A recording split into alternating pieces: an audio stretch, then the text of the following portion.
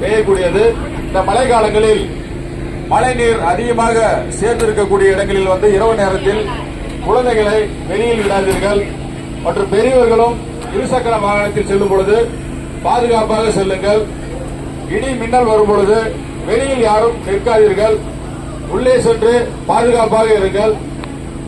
சில நேரங்களில் மின்வயர்கள் துண்டாகி கீழே விழுந்து மின்சாரம் பாய்வதற்கான வாய்ப்பும் அதிகமாக இருக்கிறது. அதனால் இரவு நேரங்களில் பாதுகாப்பான முறையில் வெளியே செல்லுங்கள். சில இடங்களில் பாதாள இருப்பதால் தெரியாமல் நாமளும் உள்ளே விழுந்து விடுவதற்கான வாய்ப்பு அதிகமாக இருக்கிறது.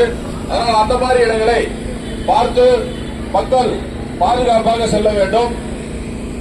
பள்ளியில் சென்று வரும் குழந்தைகளுக்கு நீர் தேங்கிய இடங்களில் குளிப்பதை முழுவதுமாக தவிர்க்க வேண்டும். நீச்சல் கற்றுக் கொள்கிறோம் என்று செல்கிறார்கள். ஒரு குழந்தை நீச்சல் தெரியாமல் உள்ளே இறங்குகிறது. கூட இருக்கும் குழந்தைகள் தொடர்ந்து இருந்து 2-3 குழந்தைகள் தொடர்ச்சியாக இருக்கக்கூடிய சூழ்நிலைகள் நிறைய ஏற்படுகிறது. நாங்கள் தொடர்ந்து இது போன்ற சூழ்நிலையை கையாளுகின்றோம். அதனால் பெற்றோர்கள் எக்காரணத்தை கொண்டும் விடுமுறை நாட்களில் குழந்தைகளை தங்கள் கண்காணிப்பிலே பார்த்துக் கொள்ளுங்கள். சில நேரத்தில் வெளியே செல்கிறார்கள். சில குளங்கள் குட்டைகளில் நீச்சல் அடிக்க செல்கிறோம், மீன் பிடிக்க செல்கிறோம் என்று சென்றவர்கள் தொடர்ந்து 2-3 பேர்கள் இறப்பதற்கான வாய்ப்பு அதிகமாக உள்ளது. இறந்தும் இருக்கிறார்கள். எனவே பொதுமக்கள் அவர்கள் குழந்தைகளை பாதுகாப்பாக பார்த்துக் கொள்ளுங்கள்.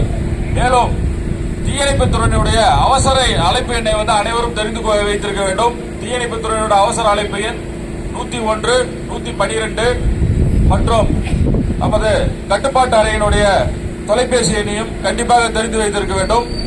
அவசர காலங்களில் உதவி தேவையெனில் 24 மணி நேரமும் தீயணைப்புத் துறை செயல்பட்டுக் கொண்டிருக்கிறது.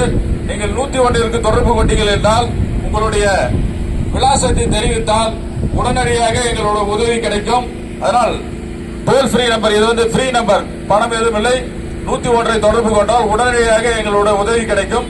அதனால எக்காரணத்தை கொண்டும் காலம் தாழ்த்தாமல் தீ விபத்தாக இருந்தாலும் சரி, சில மீட்பு பணிகளாக இருந்தாலும் சரி, மற்ற எந்த விபத்தாக இருந்தாலும் உடனடியாக தீயணைப்பு துறையை தொடர்பு கொள்ளுங்கள். அவ்வாறு தொடர்பு கொள்ளும் போது உங்களுக்கு உடனடியாக எங்களுடைய உதவி கிடைக்கும்.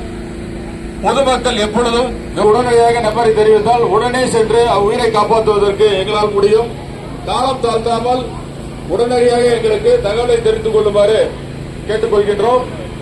வரும் இந்த மழை காலங்களில் அதிகப்படியான மழை தேங்கும் இடங்கள் மற்றும் அதிகமாக மக்கள் பாதுகாப்பான முறையில் இந்த காலத்தை கடந்து செல்லுமாறு மாவட்ட நிர்வாகத்தின் சார்பாகவும் தீயணைப்புத் துறை சார்பாகவும் தெரிவித்துக் கொள்கிறோம்.